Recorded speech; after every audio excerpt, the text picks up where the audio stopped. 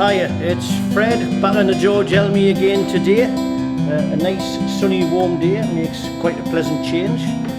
Today we're getting ready to lower the boat down and we're going to do a test on the hull for any leaks. If you look down the bottom, we'll have strops in the bilges which are tying the boat down to the cradle, so that'll stop her floating off, and then we'll be able to get a full pressure on her without her lifting off the cradle. Then we'll pull her back in. Everything should be satisfactory, but it's just a test that you have to do. It's better to do it beforehand and have a problem removing lots of things afterwards. We have progressed quite a bit since. Everything is now completely painted underneath. The floors are all done. We're just waiting to put some floorboards back once we've done our water test. We've since been busy in the back end here. If you can see what we've done here. This is a complete new deck.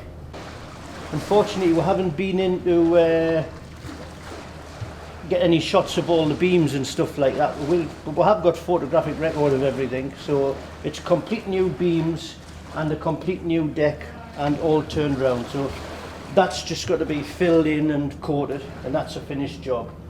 So everything falls into place now. These two inspection holes that were stuck in the middle, they look a bit better now because they're in a place where they should be. They say that the chain block here is just to keep the boat down onto its foundation on the boat.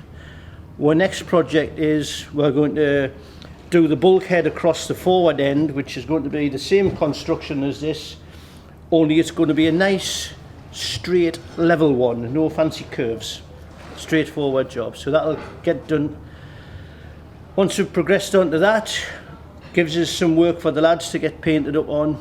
We'll start with seats, then we'll fall back onto the canopy, and then engines should be arriving. So we're now well on the way. As you see, we've now got a coat of grey around the top. That's a finished coat, that's glossed. All the pads and everything is all bonded in. So our shafts, the bearings are in, so we can do a test on our water, and our seacocks fittings are in, ready to do the water test. So if we want to adjourn outside, and we'll have a look at our top rails.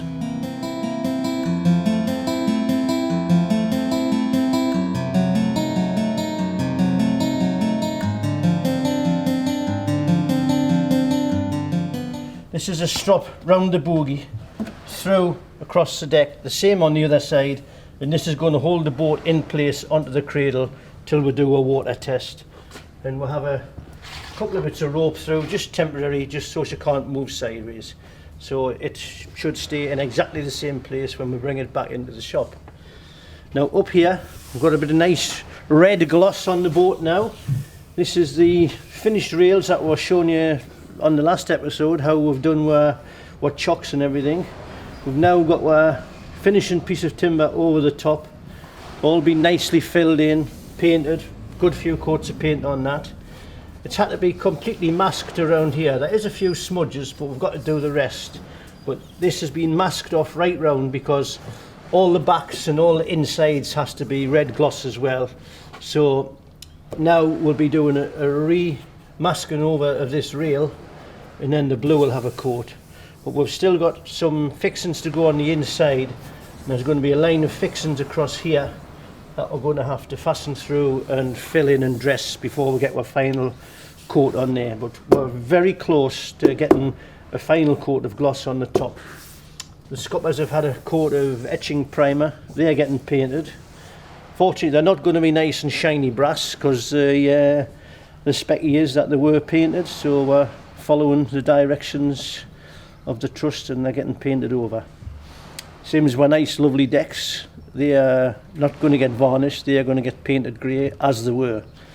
Pity to paint good timber, but never mind, we've got to follow the code and that's it. But our rail now is starting to set the boat off. It's looking really, really nice now, and that's a good couple of weeks work getting that on. I mean, it's 35 feet twice, so it's quite a few bolts gone in there, but it's well worth it. I mean, this is the best bit when you're into boat building and you like your job.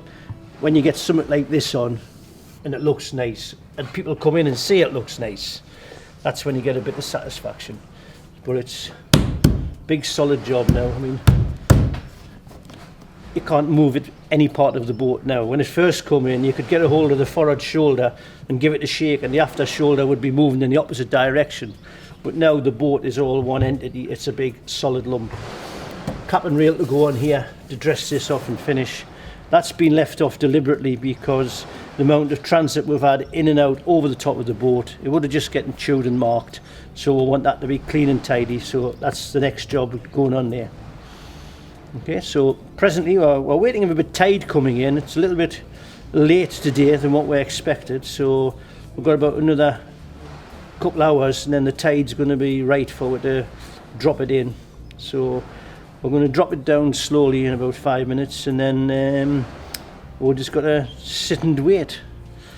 When you want the tide to come in, it takes ages.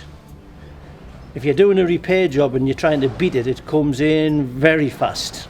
Never have a happy medium. Anybody that's worked on boats will know if you've got a problem, the tide absolutely races in. If you're waiting for it to float off and have an early finish, it's going to be the slowest tide you've ever waited for. But never mind, that's just luck of the draw. Okay, so we'll have it down in the water shortly, and then you can have a look around as we drop it down.